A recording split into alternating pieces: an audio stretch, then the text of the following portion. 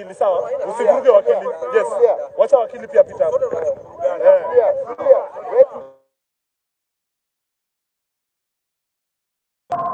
Viva comrades, viva! Viva comrades, viva! Tuko na order, please.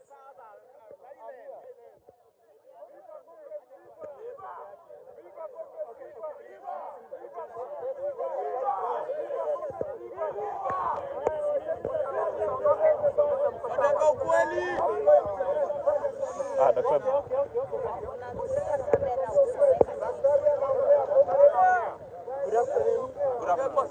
Good afternoon, everybody.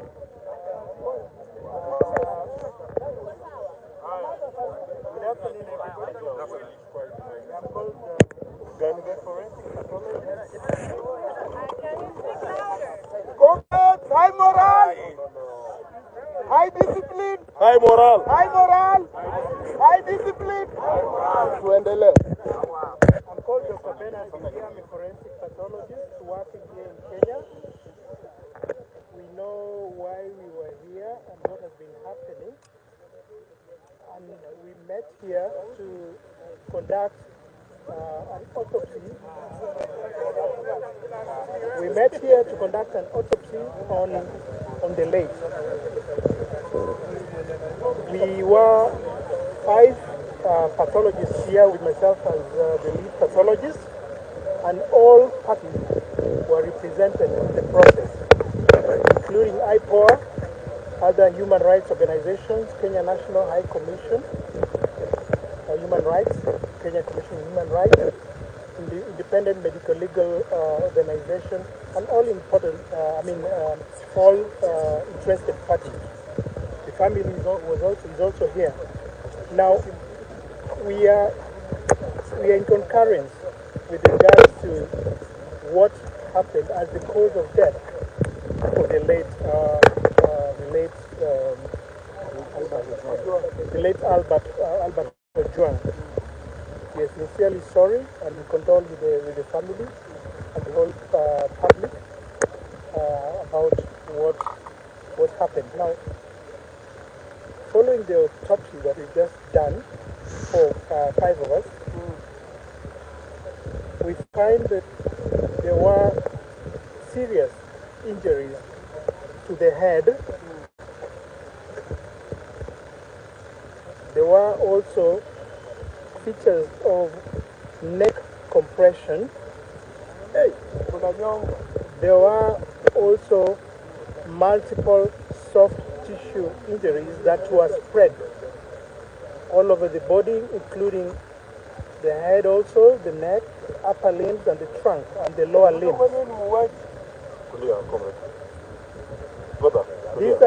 These are injuries that externally inflicted from external source and are in keeping with assault. Now, upon conclusion, we don't stop here. We go further to investigate.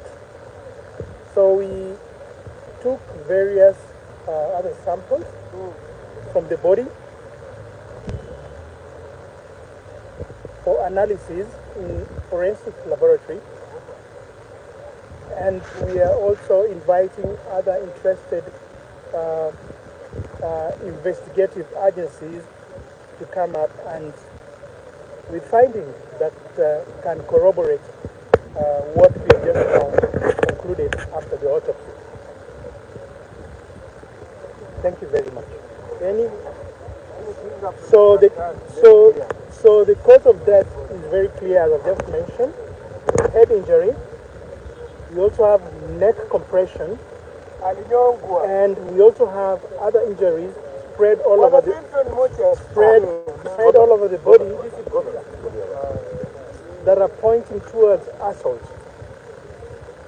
And as I've just mentioned, we've taken specimens, and other investigative agencies are going to assist in getting other pieces of evidence which, pieced up together, will help in corroborating what we just found. That's what we found. So if you have any questions, then I can be free to answer what I can. Can you repeat your name, please? For how long and you abuse torture? Have you been there from what age? Have you been there for how long? Well, it's arguable about whether it's sequential, but the time span, it's within a short time. It could be same time, it could be within 1 day, 2 days, or several days, but it's difficult to tell and date them, temporarily, as in times of space. A follow-up question. As an expert, I know the police gave some unreasonable reason as to why Ojwang died, saying his head on the wall. As an expert and having examined the body, if that were to be the case, what signs would have been consistent with hitting one's head on the wall, and that the signs you've seen today completely dismiss that particular narrative? Well, when we examine the whole, the pattern of the injury, especially on the head, the bleeds, the hematoma that are found in the head, hitting against the blunt surface a wall would have a particular pattern. It's a frontal bleed. But the bleeds that we found on the scalp, on the skin of the head, was partially spread on all aspects, including the face, the sides of the head, and also the back of the head.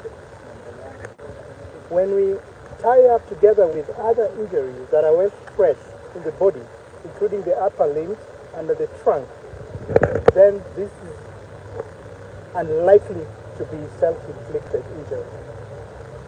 Another question. Waninyonga alafu anatudanganya.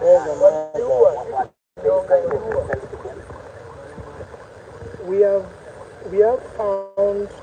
have found a number of injuries, what I just mentioned. Maybe because of the audience, I'll not describe them here in more detail. But what I'll generally state is that there were signs of struggle within that. There were signs of struggle generally for consumption, but they are well described in the report that is delivered for consumption for investigative purposes. One last one. I know you the family. Is the family satisfied? Yes, we have all of us. We are 5 pathologists, and often we invite pathologists to represent different parties that are interested in this, and the family is well represented, and we are in agreement as to what I'm speaking here now. We are in concurrence. That is. Can you possibly have family lawyer?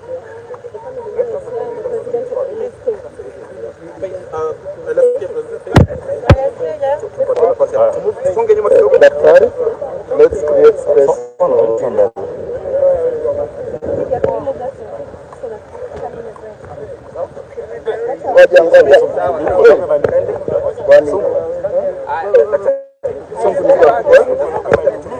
Pole, acha nitoe.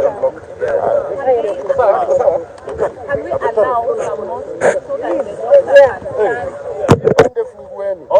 so that Ako na microphone. anaweza kwa sababu hata Daktari.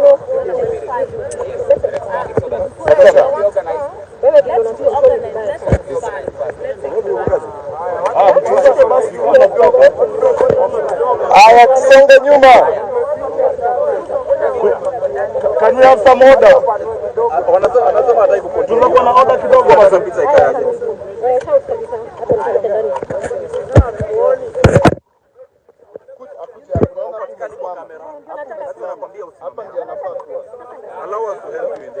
Change positions. Uende ile side. Kushika mics. Watatu wa kushika mics tuko sawa. Wacha tugawe. Haya.